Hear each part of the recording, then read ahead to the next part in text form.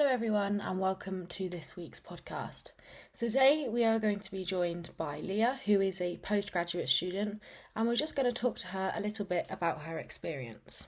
So, Leah, if you'd like to introduce yourself, and if you'd like to tell us a little bit about why you chose UEA and the course that you are on. Hello everyone, welcome back to my second podcast with Ruby. I'm really happy to be here and to share my experience with everyone. My name is Leah. I'm currently a postgraduate student studying for Masters in Economics and Data Science at the University of East Anglia. And so starting with how I chose UEA and my course, I know quite well early on that I wanted to study something that combined economics with data. So I have spent a lot of time researching different universities that offered similar programs. I was even very practical about it, that I made an Excel sheet where I compared universities based on course content, global rank, and budget. And after looking at all the options, UEA has really stood out to me, and what I liked most was the balance between theory and practice. I didn't want a course that was purely theoretical. I wanted something that would actually prepare me for real world work, and UEA felt like the right fit. Also, the School of Economics has a really engaging and varied teaching style. It's not just about sitting in lectures all the time. We have a mix of lectures, workshops, group discussions, presentations, IT lab sessions, and moreover guest lectures from both industry professionals and academic experts. For example, in modules like programming and econometrics, we spend a lot of time in computer labs where we learn how to code in Python and use specialist software like Stata to analyze real data. Stata is a very well-known statistical software, and overall that practical exposure has been one of the most valuable parts of the course for me. And how do you find your modules within your course? I can say that the range of modules is really broad, which I like because it gives you both strong foundations and the chance to specialize. They cover areas like micro and macroeconomics, econometrics and applied econometrics, programming for behavioral economists, and economic applications of data science, and lots of things that end with CS. Another big advantage is the flexibility around dissertation. You don't have to just do a traditional academic project, which is also fine. You can have the option, if you would like, to choose to work with a business or charity organization on a real-world problem. You come up with your own research idea, but you're not doing it alone. Lecturers and the course supervisor are there to guide you throughout the process. So tell us a little bit about how you got enrolled into this Masters and why you chose the Data Science with Economics Masters. Before starting my Masters, I spent about 2 years working after finishing my bachelor's degree. That time helped me understand the job market better and reflect on where I wanted to go next.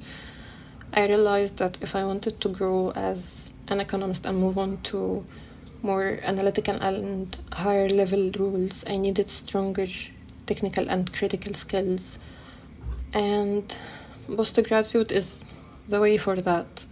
It's not just about learning more content, it's about learning how to think differently, I believe, and you get to develop critical thinking, problem-solving skills, and the ability to approach questions in a more structured and scientific way, which is a major thing.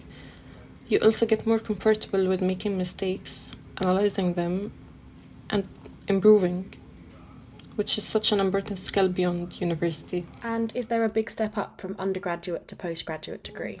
Generally, when people ask whether it's a big step up from undergraduate studies, I usually say it's not necessarily harder in every single way, but it's deeper. You are no longer covering lots of topics on the surface. You are really specializing, engaging with complex ideas, and taking more responsibility for your own learning. It feels more, I can say, independent and more aligned with your long-term career.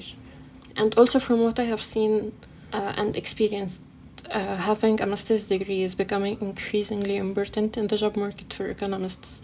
It can open doors to more competitive and higher level roles if you are someone with ambitious goals, for example, wanting to work in policy, research, or international organizations like the UN. Then postgraduate study can make a real difference and give you a stronger foundation. So how did you find the experience of graduating from your undergrad, working for 2 years in a different structure and environment, and then coming back to study and having a different routine? One thing that I want to share is how I felt around the time I finished my undergraduate degree, because I know a lot of students go through similar emotions, and honestly, graduating felt overwhelming, like no escape from that, unfortunately. For so long, university had been my routine, my structure, and suddenly it felt like everything was changing. Part of me was thinking, I'm done with studying. I just wanna get out of that, experience real life, and see what the job market actually looks like. And actually, that's exactly what I did. I spent about 2 years of working, gaining experience, and understanding more about the professional world. But during that time, I started to realize something important. The more I worked, the more I could see the gaps in my knowledge and skills. Like, let's be honest, no matter what you do in a company, you will find yourself getting in the routine after the first 6 months or a year. And you will find yourself basically doing the same thing over and over. That's when you know that you need the first push in your career. And that's when I knew that coming back to university for postgraduate study wasn't a step backwards at all. It was actually the next step forward for me. Coming to UAE as a new student was exciting, but I won't lie, it was also challenging. Moving to a new city, adjusting to a new environment, and starting a more intense course can feel like a lot all at once. There is that initial period where everything feels unfamiliar, but what actually helped me a lot is how welcoming the city felt. I really loved Norwich, and how supportive the university environment is. The professors really try to make the learning process clear and inclusive, and they genuinely want students to do well. Also, the university is very open about support services and make sure you know where to go if you are struggling, whether that's academically or personally. Every student is assigned to an advisor, someone you can reach out for guidance, which makes you feel less alone in the process. So you've now joined a new university. How did you find making friends? I know many postgraduate students worry about making friends as it's a full-time year, especially if they are coming from a different city or country, or they feel like everyone already has their groups. But in reality, there are so many opportunities to meet people if you are willing to put yourself out there a little. I made friends through my course and group projects, casual conversations after class. Beyond academics, the Students' Union offers lots of social activities, clubs and events. Places like the SU Bar, quiz nights and karaoke nights are surprisingly great for breaking the ice. But really most people are in the same position and are just as open to make new connections. As you were new to the university, how did you find accommodation to stay in during your masters? Finding accommodation was also a big learning experience for me, especially because it was my first time navigating the private rental market properly. I found my current place through Rightmove, which worked well because you can book in-person viewings or ask for virtual tours if you are not in the city yet. There are lots of different letting agents and a wide variety of properties, so it's worth taking time to explore your options. I also know friends who found accommodation through local Facebook groups and even Snapchat community stories, so social platforms can actually be really useful for this too. And I know a lot of people ask about financing your masters. How have you found that side of the experience? When it comes to financing my masters, I know this is a big concern for many students. I've been very fortunate that my parents have been able to support me financially.